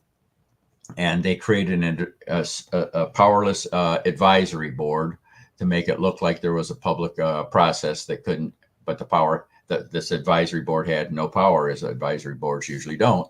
And they began dismantling our school district. They began shutting down schools, and they put John Engler's corporations in charge of the bond money. And we saw some new buildings being built at twice the market value of the school. For what would become my son's high school, Renaissance High School, was built for about $150 million, but the market value, according to contractors and experts, was that the building should have been a $72 million building. So a lot of money was being laundered through the contractor, friends and family, and they built some early childhood centers for $20 million each. The market value was $4 to $5 million per building. So there was just this massive distribution of money, and you could see folks in Lansing and Detroit, shutting their mouths over what was going on with our school district, because, without naming anybody in particular, you saw influential pastors all of a sudden were on board with the dismantling of our school board. You saw influential voices in the media, and they actually created a fund for the media and I forget exactly what they called it now, but it was a fund that was basically intended to give journalists money from the public sector. I mean, it was very blatant bribery and, very unconstitutional. But no, who's going to criticize it? When you're buying off all the megaphones, the large megaphones in Detroit.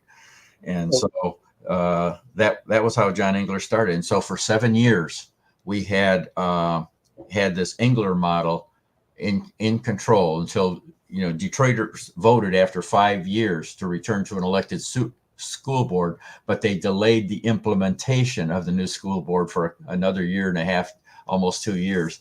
And so within 4 years of Engler's takeover, the school district, by the way, at that time had when they took it over, had a $93 million surplus. So Russ, just hold on a second now. So I just want to, again, draw some of the connections to Flint. We've often talked about colonial metaphors in terms of what is happening, especially with these takeovers. And I want to unpack that just a little bit in relationship to what is happening with Engler and the takeover in 1999 that, as you're pointing out, lasted until 2006, early 2007. So the argument is always, here's what I mean by colonial. The argument is always, we need to come in and we need to save those kids. We in Lansing, who, in an overwhelmingly white state, white governor, white legislature, we need to take away power from the locally elected board, elected by an overwhelmingly Black electorate.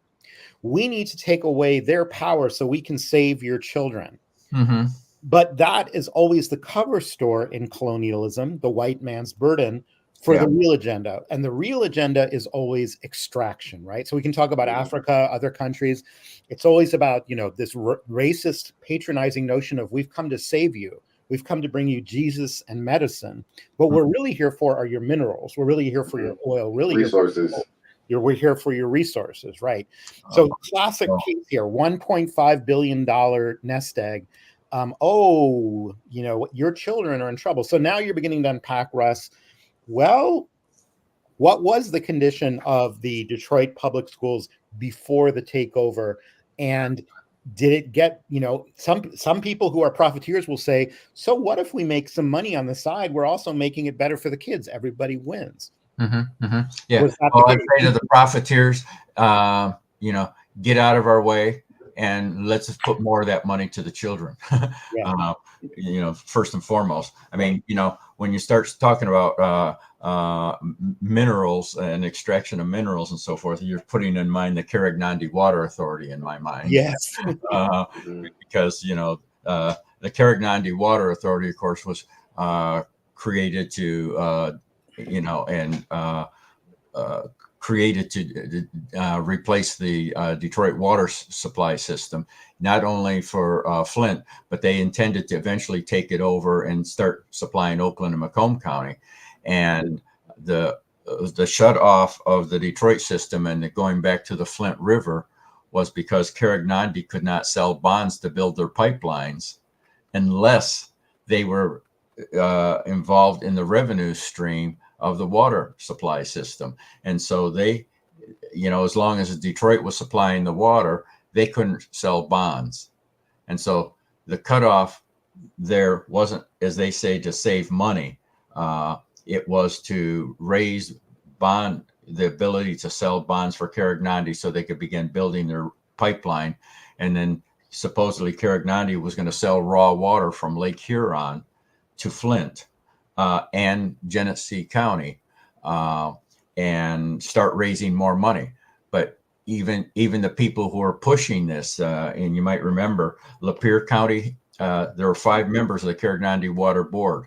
And one of them was the public commissioner, water commissioner from Lapeer County, and one was from Saginaw County, if I remember right. And so these folks wouldn't bring Carrignandi pipeline water into their counties because it was raw, untreated water. And they had the mayor of Lapeer County, I think, was on the Carrignandi board, and he wouldn't have his own city buy the Carrignandi water, but they were going to sell it to Flint. Okay, and so along the pathway where they built this pipeline, going all the way to Lake Huron, there was some discussion of the mineral rights, the ability to create, for instance, gas wells and start drawing natural gas out of the geology of Michigan under the pipeline, and the possibility of creating for-profit mineral extraction along that pipeline. And that never got covered. When it was going on, I went up and got, this is really a side discussion, but I went up and got the minutes of the Carrignandi Water Authority for 4 years from its beginning and read through it and tried to persuade various voices into really raising the Carrignandi question and elevating that, because that was if there was no Carrignandi Water Authority, there would have never been no Flint River. There would have never been the poisoning. There would not been people dying from Legionnaire's disease. So people might want to say, well, we were just trying We knew better. We knew better. Yeah, they were trying to solve the financial problems. We're just trying to solve the financial problems of this city, Flint, that happens to be majority Black and, can't manage itself very well. So we are going to, through the process of emergency management, help resolve those finances, right? That would be the rhetoric. But again, this is a cover for an agenda that has does Yeah. not have the interests of Flint at heart, obviously. Yeah, as we all know and remember, I think, but just to emphasize again, there was never an emergency manager applied to a white school district. There was never an emergency manager applied to a white city except for one, Allen Park, which requested it so that they could break a contract with, and then they thought, oh, okay, we'll break the contract and then we'll go back to regular government. But Snyder, once he took it over, wouldn't give them back their regular government. But they didn't. The emergency manager was weekly applied in Allen Park, which is a suburb just sort of southwest of Detroit. And but everything else, the dismantling of school districts, the undermining and weakening of school districts, and dismantling of city capacity was all done on Black communities by emergency manager laws. And so they used the emergency manager to do this. And they said, well, Detroit's ripping Flint off. Every year, Detroit published in Detroit newspapers. I don't think they published it in Flint newspapers. They published an annual study of how much Detroit was charging every community. There's 120 communities in the system, and how much those communities were charging their customers. And what they were trying to tell people year after year in these full page ads was, we're selling it to you at this price, and they're the ones ripping you off and blaming us. East Point, which is right on the border of Detroit, marked up almost 400% one year. So in Genesee counties, Detroit was selling the water for say 100 cubic feet would be $6.50. And that was right about the price they were selling. But residents were being charged $25 per 100 cubic feet. And this was across the entire region. We had communities marking up 300 to 400%. Some kept it low. Some created slush funds, to put it nicely, because that's revenue that isn't being seen in the property tax revenue or in other revenue sharing from the state. So that money is buried, and they use it as a slush fund.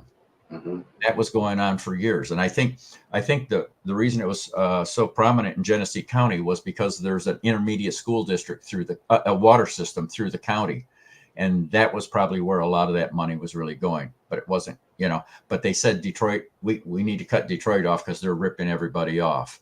And even Anna Clark in her book, The Poisoning of Flint, repeats that lie. So, I put that on there. And, whatever you can say, when there's a war on a community, the first casualty is going to be the truth, And so so when John Engler comes in, as I said, the Detroit School District had a $93 million surplus. Its scores, academic scores and state rankings were right in the middle of the state. And, Detroit, like Flint, has its own internal challenges. And so, the school district was doing an exceptional job, all things considered, in the results that they were doing educationally. And the Detroit system, they had people teaching, who had been through incentives and through self-motivation, had advanced degrees, and had been, veterans, and people stayed for 30 years teaching in this school system. And, and I know with my kids, the whole time they were in the school district, they just had so many outstanding teachers. And, I still remember them, with great fondness, because they were so committed to the children. And then the takeover machine comes in. Right. And Russ, I want to interject too. I was at that time, so we're talking about the mid to late 90s, when the Detroit Board of Education was still in control before the governor overreached, the state overreach. I was getting my certification to become a social studies teacher at Tulane University in New Orleans, Louisiana. And we would constantly hear about all the exemplary things that were happening in Detroit public schools at that time. And it was like, given that, everything that Detroit is was facing at the time, deindustrialization, Yeah. eroding tax base. Somehow they were still doing pretty amazing things that groups of superintendents and administrators and teachers from all over the country were traveling to Detroit to Yeah. check out what they were able to do. This Yeah. was before the governor overreached to take over to save the kids and get the loot of the 1.5 billion. So as you were pointing out, also, enrollment was gradually increasing at that time. That's correct. And at the rate of about 1,000 per year. So very manageable growth. And Yeah. then the state comes in ostensibly to save the kids. And you want to point out some of what happened during that era in terms of the financial position and everything? Sure, yeah, and I'm glad you raised the enrollment question, because every year in the 1990s, enrollment rose in Detroit, and which is an interesting story too. But when the Engler crew comes in, I'll give an example, because everyone's heard of Mike Duggan, I assume. Mike Duggan was given $80 million by John Engler through the Detroit Public Schools to get the school buildings cleaned up. And so he handpicked 3 contractors. And this is a story that this isn't going to be the last time this story is told either. He handpicked 3 contractors. They went in, and people still remember this to this day. They poured wax on dirty floors and say that they waxed the buildings. Waxed the floors. Instead, they embedded dirt in the floors. They put paint over on surfaces without preparing the surfaces for painting, and it was very shoddy. But after this was over and he paid off his 3 hand-picked contractors, these 3 contractors held a $5,000 a plate fundraiser for Mike Duggan for county prosecutor. So Detroit public school money was used to help fund. Now, of course, he would say, no, this was the contractor's money. Yeah, it was the contractor's money that they got from the school district. And you handpicked them because you said you were in a hurry to get the work done. So, and when he handpicked these contractors, the guy who was for the first 1-year appointee, David Adamany, former president of Wayne State, told Mike Duggan, do not use these contractors to support your campaign for prosecutor, because I don't want to look like this is a money laundry for your political campaign. So Mike Duggan went ahead and did it anyways. And then Adamany confronted him about it. And he said, oh, I had no idea these contractors were going to do this. $5,000 a plate fundraiser. I don't know how many plates they claimed they sold. I've never been able to find that out, because, they don't have to keep campaign finance records forever. I think after 5 years, they can destroy them. So at any rate, that's the kind of corruption that immediately gets introduced under Mike Duggan and John Engler. Just as a parenthetic note, because I know we're running out of time here. It looks like we are anyways. Mike Duggan just 2 weeks ago in Detroit said people need to stop defaming John Engler.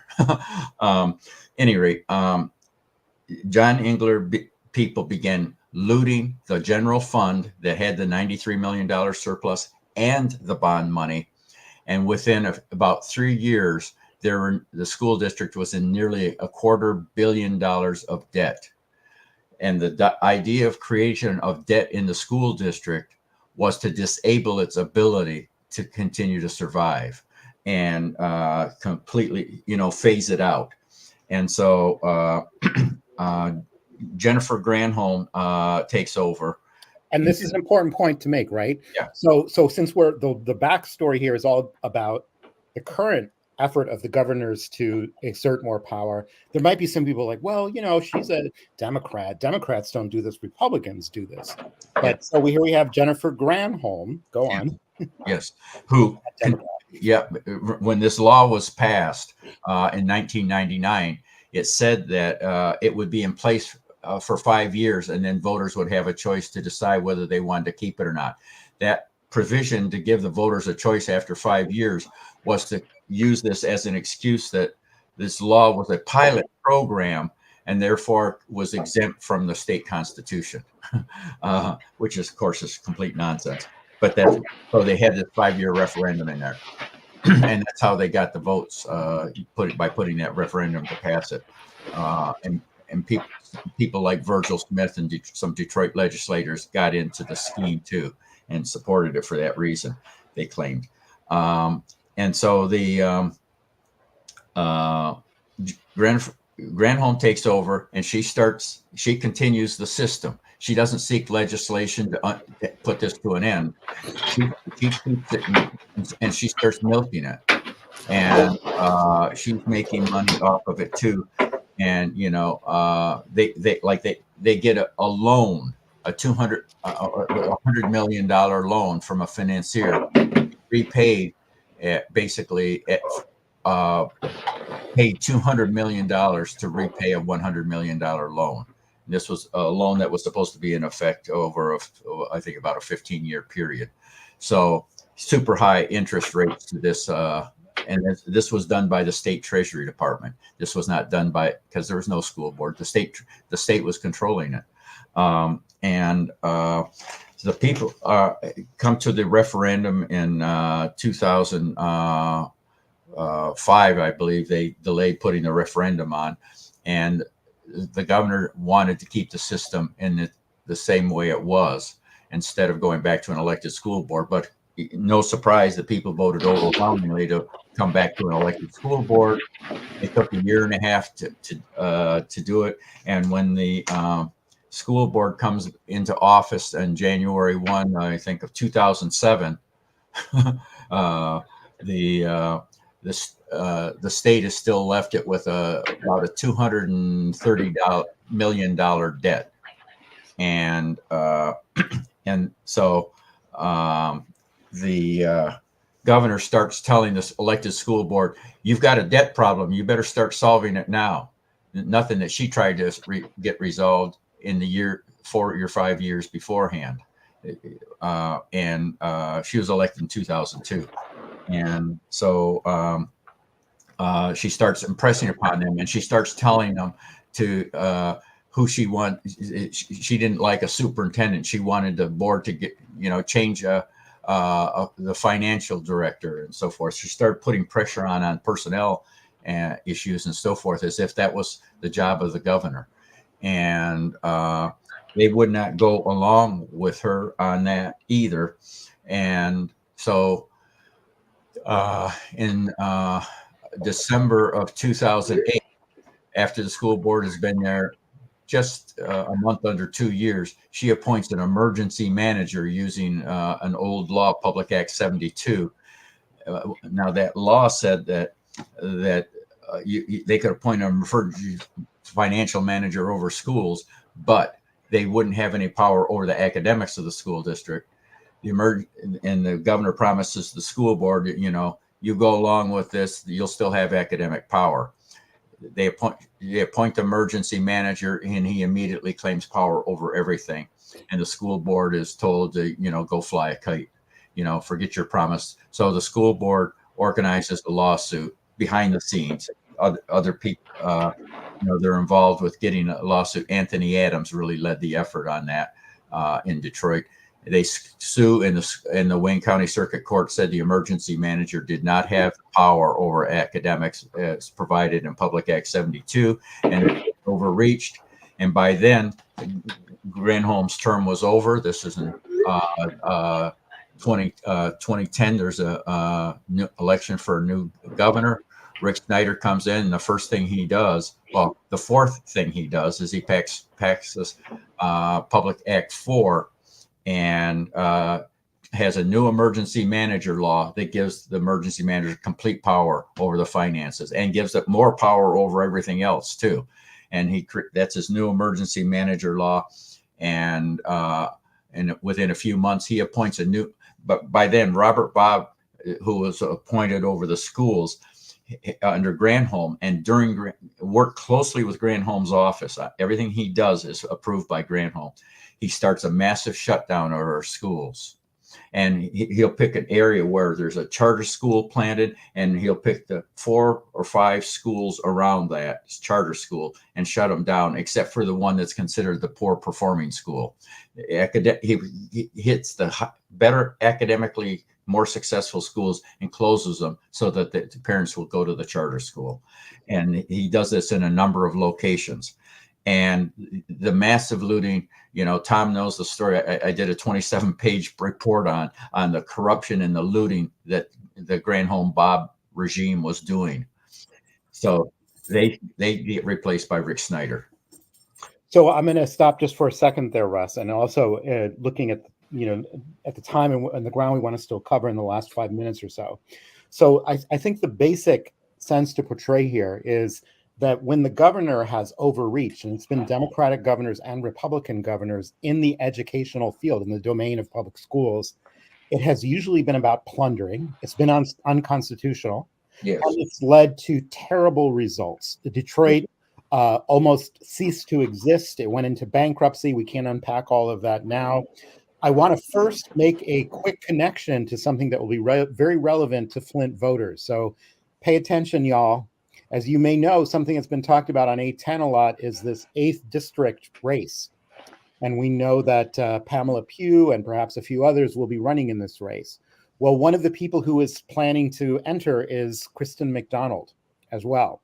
I want to read you a quote from Kristen McDonald about emergency management. So this is at the time that the Detroit Board of Education, as Russ has pointed out, has won a victory in Wendy Baxter's court and has been recognized as having control over academics.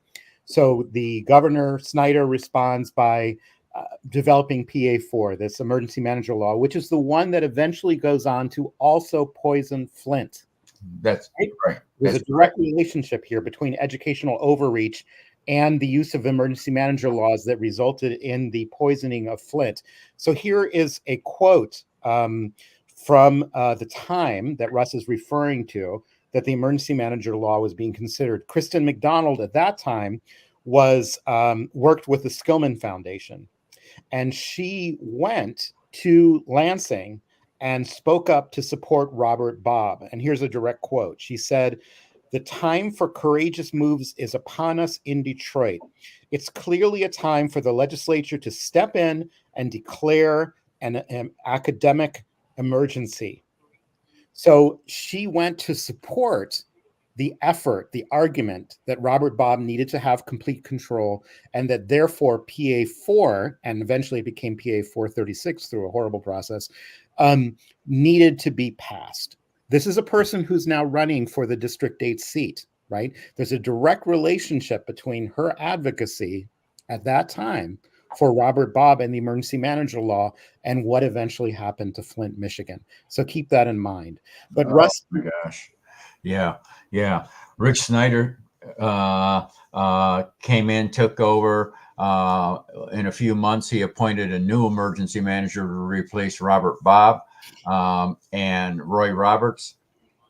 And Roy Roberts would later say that when he was appointed emergency manager, Rick Snyder told him to go in and blow up the Detroit public schools.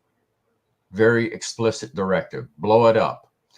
And one of the first things that his emergency manager does is he carves out 15 schools and creates a separate educational entity and with its own board. And Rick Snyder appoints its own board. They call it the Education Achievement Authority.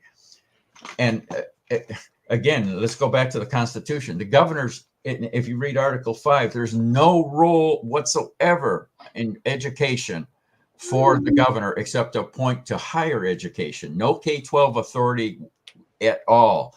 He creates his own school district and appoints his board, and the treasurer he appoints is Mike Duggan, his law school friend.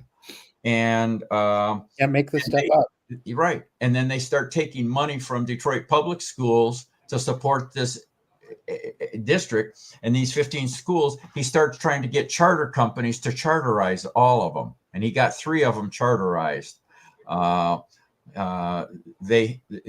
was slowed down because he was in order to sell this, he was trying to say the kids are going to get 3 meals a day in our charter, in our school district. And a lot of the charter operators didn't want to do that because they wanted to pilfer the money for their for-profit selves. So that slowed him down a little bit.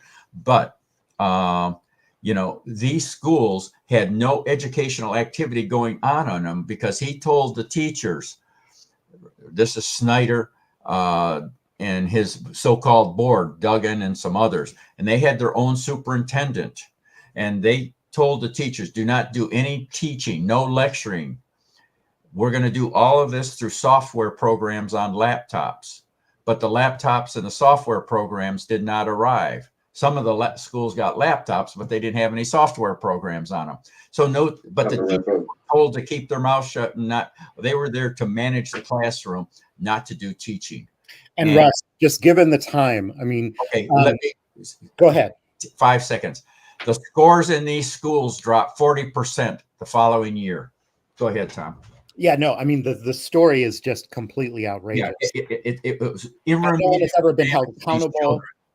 There have never been any reparations. There's never been any truth and reconciliation. Skillman was central to that. There's no accountability when the governors control education. So let's get to that last point as a way of closing out and bringing Michael Clack's voice in again as well, President Clack. So Russ, what does this matter for Flint? If you could help us think about that. So the topic is that the governor has created this new shadow or side state board over some educational things. Is this something that people in Flint should be concerned about? I think whenever governors exert power over local units of government, in Black communities, it's been adverse. And, it doesn't matter who the governor is. And I'll remind people, this governor started off, one of the first things she did was she was going to destroy Benton Harbor High School because there was a real estate interest that wanted to use it for development of residential properties. And the state board fought back against that. Yeah, the state board fought against the back, and people came over. We bust up from Detroit. We came from Flint, came from Inkster, Michigan, where Rick Snyder dismantled the Inkster School District and destroyed their buildings so that they could never have an education program in Inkster and forced their kids to go to white school districts around Inkster. So this is what Lansing power has done to Black communities, regardless of who the governor is, for the last 4 governors. So we need the community control of their schools. We need community control of our cities, and the state is there to support what the community has decided. But the state operates in Black communities like they're controlling what the community is going to get, and it's always going to be adverse. It can be lethal. It can destroy the future of children. They don't care, and people have to be strong and stand up and demand the self-determination that is constitutional provided. Thank you, Russ. And Michael Clack, hearing this, do you have any final thoughts, especially as president of the Flint Community Schools Board of Education? No, you guys pretty much hit all the nails on the head. Okay. All right. Thanks again, 810. I see our time has elapsed. Thank you very much for this opportunity to have an engagement around another topic. And, Mickey's the greatest producer. Michael Clack and the rest of the crew, Wintus Hall, Trevor Berryhill, you guys all do an amazing job. And thanks again, everybody. Thank you, Tom. Thanks to Ken. You should end it. Thanks, Mr. Clack. I remember